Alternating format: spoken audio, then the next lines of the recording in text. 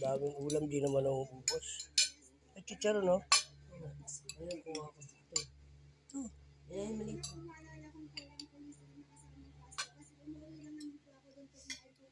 Laki.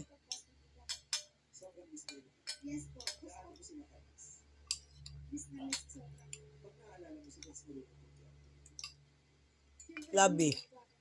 Tulog pa. Utang yun. Mamaya pagbaba ko kakausapin ko yan eh. Papaalisin ko dito yan eh.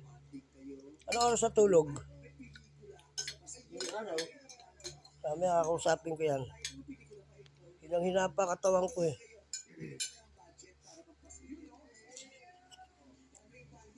Tangina mo, binigyan ka na ng magandang buhay ha. Ayaw niyo makinig ha. Ay, tubig day. Nakausapin ko mamaya yan. Mamili ka. Pag-gala-gala sa kalsada, diyan ka matulog sa ba o dito?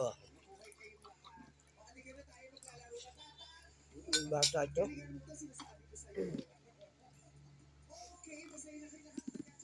Patay bukas pa lahat ng ilaw ha. ang pangalan ng kuryente eh. Ito ah. Ang pangalan ng kuryente ko eh. Yung nagpa-TV, tulog na. Mamaya ako usapin ko yan. Papaalisin ko rito yan. Hindi ako maaawa sa kanya ngayon.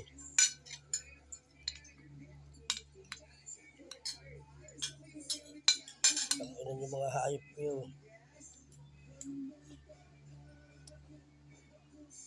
Ayaw nyo ng magandang buhay ha. Hindi nag-aaral, ito na matulog pa oh. Kaya may papasok siya. Kainin mo ito tayo.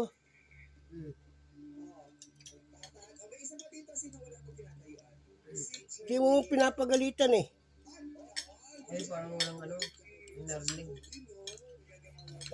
Walang maririnig. Pag bumurahin ko yan, tatauhan yan. Dito ka na kumakain, ganyan pa ano mo, tsura mo.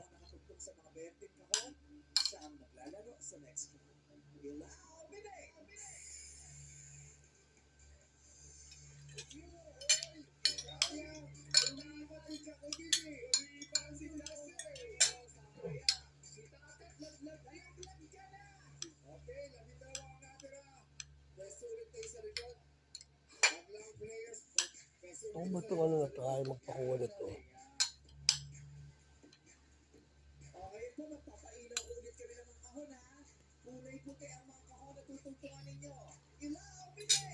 Nanginginig pa kasi yung katawan ko eh.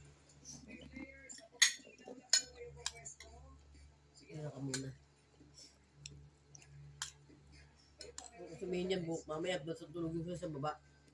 Hindi mo na patulogin sa baba. Para hindi ako nakukonsumi sa kanya. Para sa baba matulog, sabi mo ka. Baka mamaya papapanit ng lalaki sa babayan. Sa third floor.